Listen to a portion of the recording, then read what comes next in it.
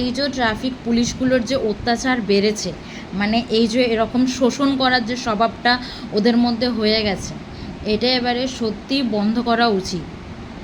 মানুষকে, সাধারণ মানুষকে যতক্ষণ না তারা কোথাও কিছু হয়, দাঁড়াও ফাইন দিতে হবে, দাঁড়াও এই করতে হবে। হ্যাঁ, মানছি অনেকে হেলমেট পরে যায় না, তাদের সেফটির জন্য আপনারা করেন, সেটা আলাদা ব্যাপার। তাদের দোষ থাকে তাই আপনারা করেন, কিন্তু যার দোষ নেই তার থেকে কিসের জন্য টাকাটা নেন? আচ্ছা, আমাকে তোমরা একটা কথা বলো, আমরা গিয়ে ময়দানে গিয়ে ফটোশ্যুট করি, ময়দানের একটু আগে যে ট্রাম লাইনগুলো আছে ওখানেও আমরা গিয়ে ফটোশ্যুট করি অনেকে। আচ্ছা, ওখানে কি ফটোশ্যুট করা বারণ আছে? আমি সেদিনকে গেছি, সিগন্যাল ছেড়েছে, তারপরে বাইকটা ওইদিকে রেখেছি সাইডে ফটোশ্যুট করার জন্য, উনি এসে বলছে 500 টাকা ফাইন দাও। কিসের জন্য এখানে তোমরা এসেছো, ফটোশ্যুট করছো, তোমরা বাইকটা রেখেছো, ফাইন দাও। আরে ভাই, ওখানে যে রাখবো না